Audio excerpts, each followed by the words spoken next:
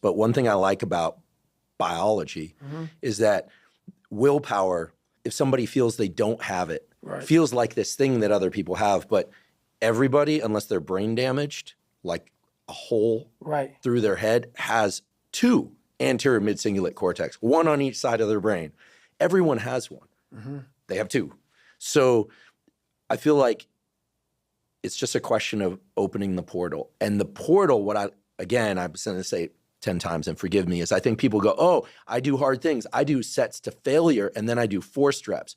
I love training with weights. I love doing sets to failure. I even like forced reps. But guess what? I like forced reps. So I'll tell you, they don't build my anterior mid-cingulate cortex. Because I like to do it. That's right.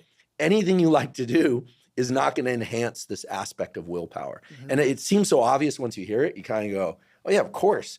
But I think you really close that loop for people when you share what you're sharing today and what you've shared elsewhere before as well, when you're trying to explain the friction is the critical ingredient. Right. And I think people think, oh, if it's effort, well, then I'm getting better. That's part of it, necessary but not sufficient, as we say in science. But the suck part, the being haunted, the stick, they're really unpleasant terms. Very. These are probably the most unpleasant terms we've ever used on this podcast. Very.